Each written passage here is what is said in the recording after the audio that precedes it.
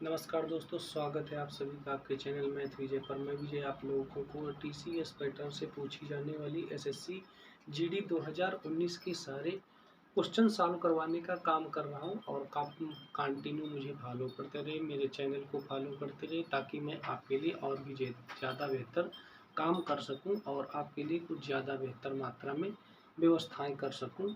आप मेरा लगातार सपोर्ट करते रहिए और सपोर्ट करने का मतलब बस यही कि दबा करके लाइक, शेयर और कमेंट करते रहिए चैनल को और ज़्यादा से ज़्यादा मात्रा में लोगों को शेयर करिए ताकि वो भी इस चीज़ का फ़ायदा उठा सकें। आइए स्टार्ट करते हैं सेशन को।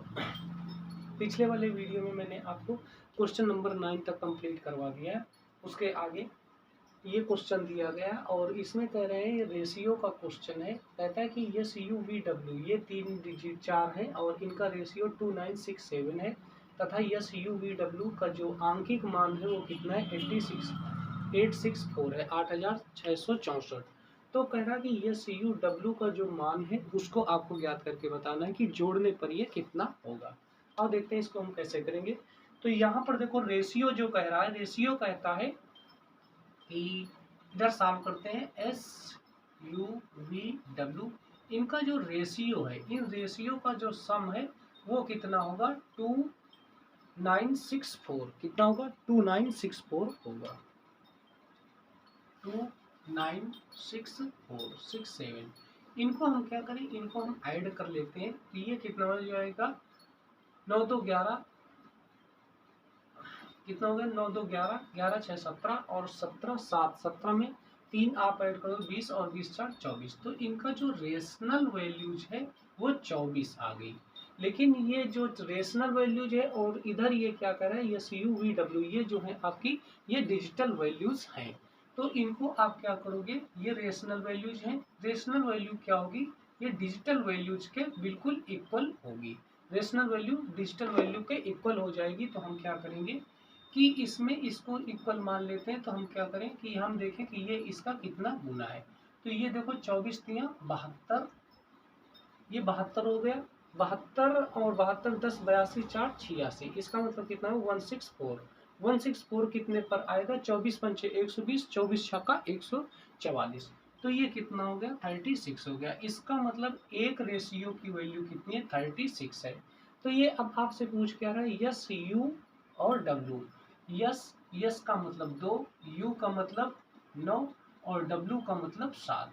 तो इन तीनों की मैं रेशनल वैल्यूज को जोड़ दूं तो कितना होगा 2 + 9 + 7 कितने हो गए 9 2 11 और 11 7 कितने हो गए 18। अब 18 को हम क्या करें, ये 18 हमारी कौन सी वैल्यू है, रेशनल वैल्यूज है। इसको हम क्या करें, इससे मल्टीप्लाई कर देंगे तो हमारी जो डिजिटल वैल्यू होगी वो आ जाएगी। क्या किया, इसको 36 से मल्टीप्लाई कर दिया। अब यहाँ पर हम क्या करते हैं 8 6 जा कितना होता है 48। तो लास्ट में कितना होगा 8। एक बार मैं चेक कर लूँ कि सबके लास्ट में कौन कौन सी डिजिट दिए हैं। तो यहाँ पर देखो जो बी नंबर है इसके लास्ट में केवल 8 दिए हैं, दूसरी दिए ही नहीं। तो इसका मतलब क्या होगा, बी नंबर हमारा राइट आंसर हो जाएगा। आइए इसके बाद में हम क्या करते हैं कि जो दूसरा क्वेश्चन है, दूसरे क्वेश्चन को हम चेक करेंगे कि उसको हम किस प्रकार से करें। तो इसको हम क्या करेंगे कि इसको हम किस प्रकार से सॉल्व कर सकते हैं। इसको सॉल्व करने के लिए जरूरी ये है कि ये भी आपका रेशियो का ही क्वेश्चन दिया गया है। इसको हम किस प्रकार से सॉल्व करेंगे, ये दिया है कि नेक्स्ट क्वेश्चन जो है वो रेशियो का है और इसमें कह रहे हैं कि 2a 3b और 7c की 2a 3b बराबर 7c की है। मतलब क्या है 2a बराबर किसके है 3b के बराबर है और ये किसके बराबर है 7c के इक्वल है। अब मैं इसमें क्या करूंगा, ये हमारी वैल्यूज दी तो हम क्या करें, इसको हम k के इक्वल मान लें। तो इसका मतलब ये कितना हो जाएगा 2a बराबर k। तो a बराबर कितना हो जाएगा k/2, बोलो हो जाएगा। अगर मैं 2b की बात करता हूँ तो 2b बराबर किसके है k के। तो b बराबर क्या हो जाएगा, b बराबर k/3 के हो गया।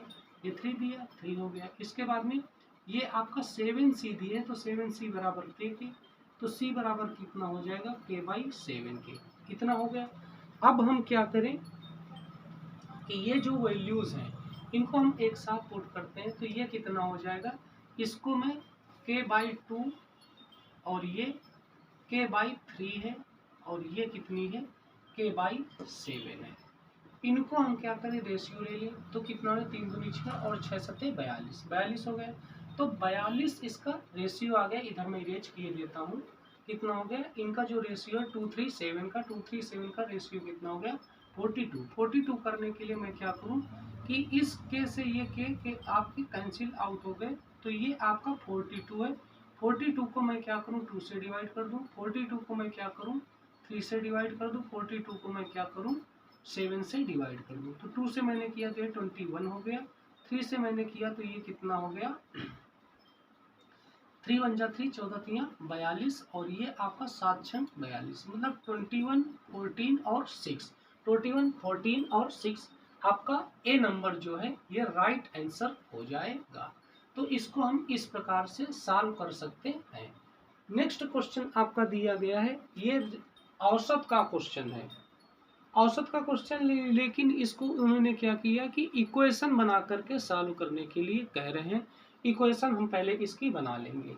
तो इसमें कह रहा कि n1 और n2 का औसत 17 है। दो संख्याएं n1 और n2 की, उनका जो एवरेज है वो कितना है 17 है। n2 तथा n3 अगली दो संख्याएं हैं, उनका औसत कितना है 44 है। तो कह रहा है n3 और n1 का अंतर कितना होगा। आइए देखिए इसको हम किस प्रकार से सॉल्व करते हैं। संख्याएं आपकी कौन कौन सी हैं, n1 और n2, ये दो संख्याएं हैं। और इसमें क्या हो रहा है कि इनका जो एवरेज है वो कितना है 17 है, तो ये 17 लिख लिया। संख्या 2 है तो अपान में 2 लिख लिया। इसका मतलब कितना हो गया n1 + n2 = कितना है 17 × 2 हो जाएगा। इसका मतलब ये कितना हो गया 34। नेक्स्ट आपकी संख्या दी गई है n2 और n3, कितना n2 + n3 अपान 2, ये किसके बराबर है 44 के बराबर है। तो n2 + n3 क्या हो जाएगा 88।